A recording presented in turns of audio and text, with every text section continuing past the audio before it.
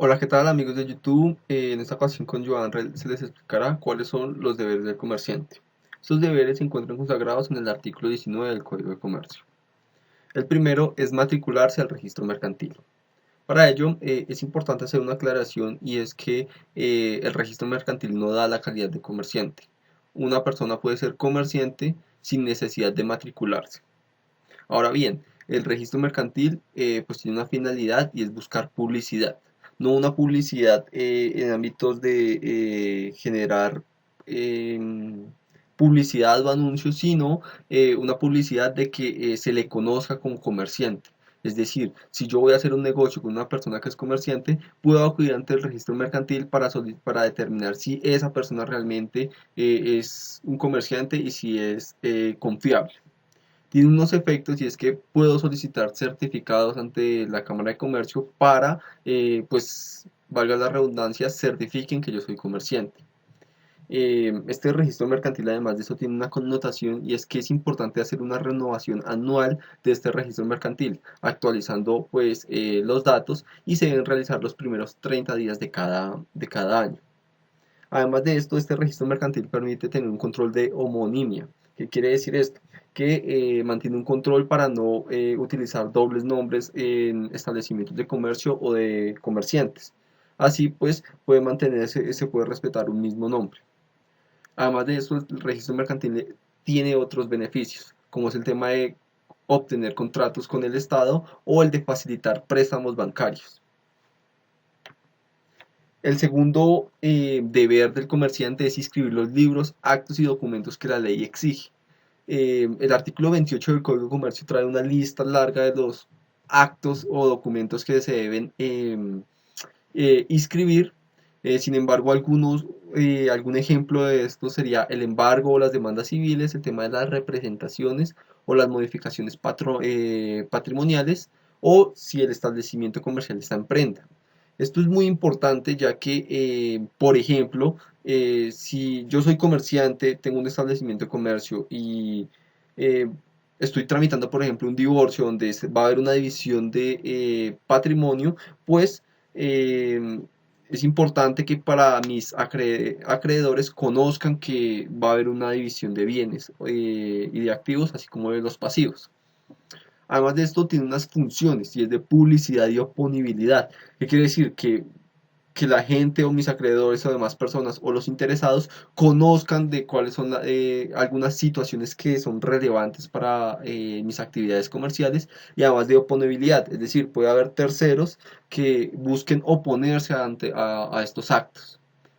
Una segunda función es la garantía de autenticidad y esto quiere decir que hay algunos actos que son necesarios o es necesario que se inscriban para poder tener alguna validez o una autenticación.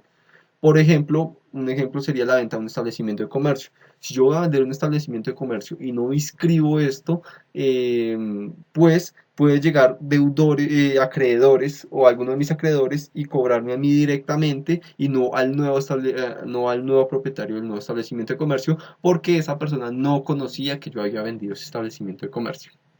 Y una tercera función es de prueba, y es que puede en procesos civiles o judiciales, esta inscripción de estos libros, actos o documentos puede fungir como prueba de que yo conté con, o que dicho acto o dicho documento se realizó.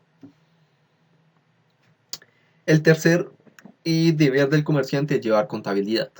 La contabilidad pues es una técnica que busca llevar un registro de las diferentes transacciones, además de eso un registro o una historia de los negocios o de la situación patrimonial de algún ente económico, de alguna empresa o como tal de los negocios de un comerciante. Este deber de llevar contabilidad sirve básicamente como prueba y porque pues permite llevar un libro o un historial de todos los negocios que una persona ha realizado, así como las fechas o los movimientos financieros que realizó. Y además permite llevar una evaluación interna de la empresa o del comerciante, ya que pues el comerciante puede determinar si tuvo alzas o bajas en sus ingresos. El otro deber del comerciante es conservar los documentos relacionados con sus negocios. Y esto es muy importante porque se debe conservar tanto los libros contables como los documentos o los contratos que se realizaron con relaciones a sus actividades comerciales al menos por 10 años. Esto pues es más un deber histórico, toda vez que pues en la actualidad con el tema de los medios digitales y de la forma de almacenar información, por ejemplo en USB o en discos duros, pues facilita conservar estos documentos. Sin embargo, antes, cuando no existía la tecnología con la que contamos hoy, pues sí era importante que se almacenaran todos estos documentos al menos por 10 años. Esto pues permite tener una información organizada y que también funja como un medio de prueba en un eventual proceso judicial.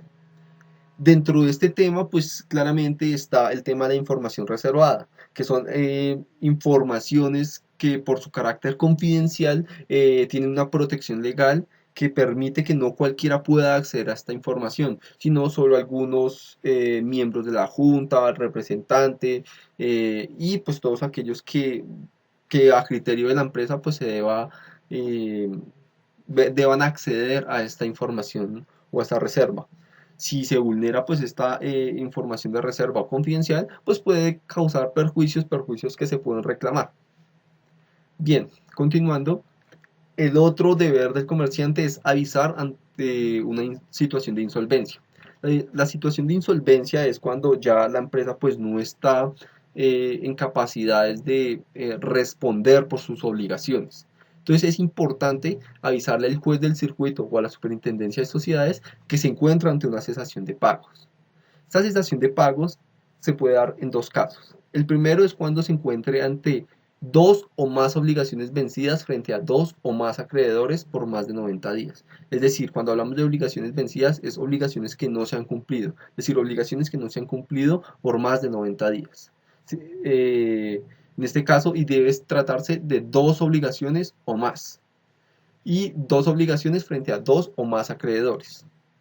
Ahora bien, una segunda situación para encontrarse frente a la cesación de pagos es cuando se encuentre ante dos o más demandas de ejecución, es decir, demandas ejecutivas que busquen cobrar obligaciones, que han sido presentadas por dos o más acreedores y estas deudas deben representar cuando menos el 10% del estado de su pasivo externo.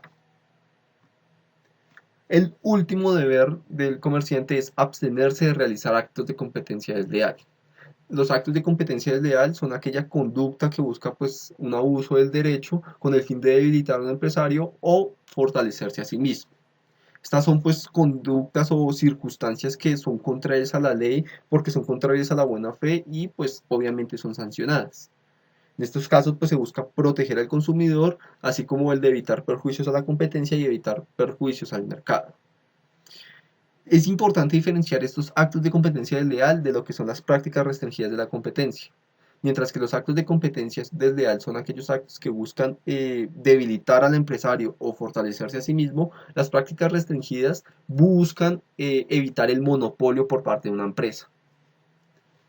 Bien, y existen otro tipo de obligaciones que no son comerciales, pero que se entiende que son obligaciones que debe asumir un comerciante, que son las obligaciones ante el consumidor, y esto pues está regulado en el Estatuto al Consumidor, el tema de las obligaciones tributarias que hace referencia a los impuestos como el IVA, y las obligaciones frente al medio ambiente, que son aquellas que buscan salvaguardar el medio ambiente, o como por ejemplo el tema del reciclaje, o el de, por ejemplo, no proferir dióxido de carbono.